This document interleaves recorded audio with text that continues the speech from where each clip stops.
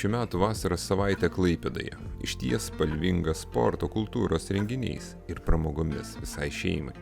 Tad aplankydami Klaipėdos universitetą bei pravažiuodami ilgiausių pėsčiųjų tiltų Lietuvoje link Klaipėdos skulptūrų parko, o vėliau ir Dangės pakrantę, pažvelkime bent į dalį svarbiausių renginių.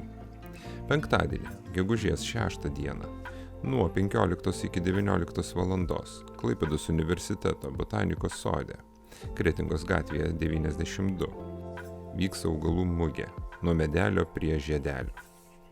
20 val.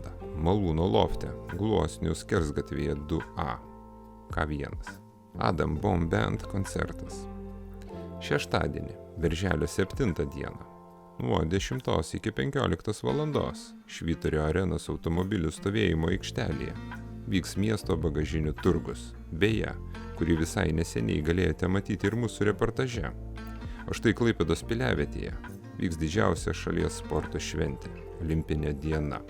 Nuo 9 val. Ryto lankytojai galės išbandyti daugiau nei 100 sporto ir pramoginių veiklų, susitikti su olimpiečiais bei mėgautis vakarinę programą.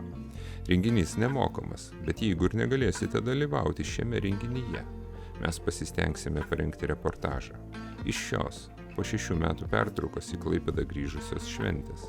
Olimpinės dienos atidarymas bus paskelbtas 11 val., o renginio pabaigą vainikuos nemokamas vakarinis Vido Bareikio koncertas, kurio pradžia numatyta 19 val. Festivalis konkursas Mes Lietuvos vaikai. Šio renginio pradžia numatyta 10 val.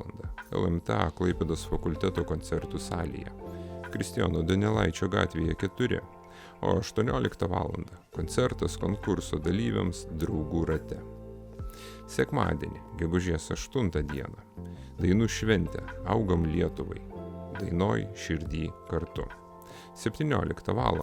Klaipėdos vasaros koncertų estradoje vyks finalinis koncertas, kuriame pasirodys tūkstančiai choristų, šokėjų ir muzikantų iš visos Lietuvos.